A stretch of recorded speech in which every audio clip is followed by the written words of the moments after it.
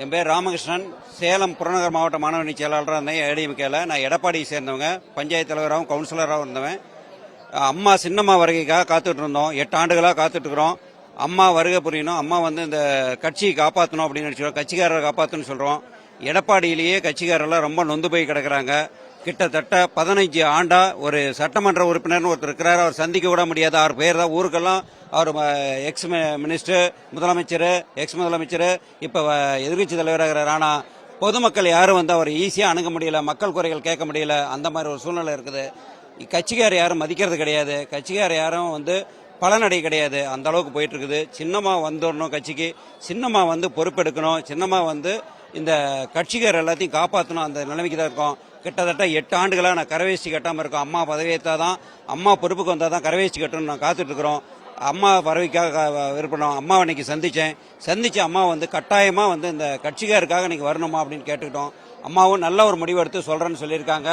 மாநாட்டில் நல்ல ஒரு அறிவிப்பு தரணுங்கிறாங்க. ரொம்ப சந்தோஷமா இருக்கு, ஹாப்பியா இருக்குது. என் பேர் காந்திமதி. எங்க அப்பா ஒரு சுதந்திர போராட்ட தியாகி. அந்த வழியில் நாங்க அரசியல் தீவிரமா இருந்தேன். 30 வருஷமா அம்மா தலைவர் காலத்திலிருந்து அயராது உழைத்துக் கொண்டிருக்கின்றோம்.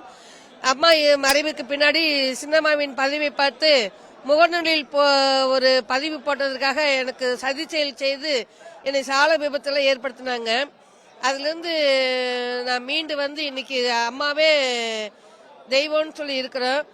ஆயிரம் குள்ளநெறிகள் கூட்டத்திலே தனி ஒரு பெண் சிங்கமாய் போராடி இன்று களமிறங்கி கொண்டிருக்கும் எங்க தெய்வத்தாயின் பாதம் பணிந்து அவருக்காக எங்கள் உயிர் உள்ளவரை நாங்கள் பாடுபடுவோம் என்று பெருமையோடு சொல்லிக் கொள்கிறேன். அம்மா வந்தாதான் தமிழகத்துல பெண்களுக்கு பாதுகாப்பும் சுயமரியாதையும் கிடைக்கும்.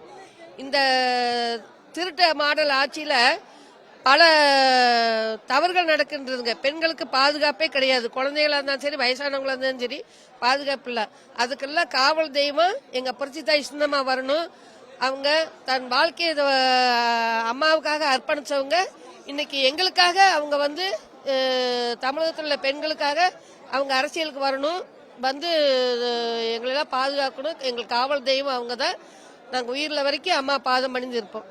என் பேர் கோமதி. நான் ஈரோடு மாநகர் மாவட்டத்திலேருந்து வந்திருக்கேன். நான் அமமுகவில் கடந்த 5 வருடங்களுக்கு முன்னால் மாவட்ட இளம்பெண்கள் பாசறை செயலாளராக இருந்தேன். சின்னம்மா அவர்களை பார்த்ததுல ரொம்ப சந்தோஷமா இருக்கு. வருகிற 2026 சட்டமன்ற தேர்தலில் சின்னம்மாவுடைய கருத்தை வலுப்படுத்துறதுக்காக தான் நாங்கள்லாம் ஒன்றிணைந்து இங்கே சின்னம்மாவுக்காக வந்திருக்கிறோம். கண்டிப்பாக என்னைக்கும் நாங்கள் சின்னம்மாவுக்கு உறுதுணையாக நாங்கள் இருப்போம் என்பதை நேரத்தை தெரிவித்துக் கொள்கிறேன். சின்னம்மாவை பார்த்ததில் மிகவும் மகிழ்ச்சி அளிக்கிறது. கண்டிப்பாக அந்த திமுக ஆட்சியில் பெண்களுக்கு பாதுகாப்பு கிடையாது, சட்டம் ஒழுங்கு சரியில்லை, போதைப் பொருள் அதிகமாயிருச்சு. இந்த திமுக ஆட்சியை வீட்டுக்கு அனுப்புறதுக்காகவே சின்னம்மா ஒரு நல்ல முடிவை எடுத்திருக்காங்க என்பதை இந்த நேரத்தில் தெரிவிச்சுக்கிறோம். என்னைக்கு நாங்கள் சின்னம்மாவுக்கு ஆதரவாக இருப்போங்கிறத சொல்றோம்.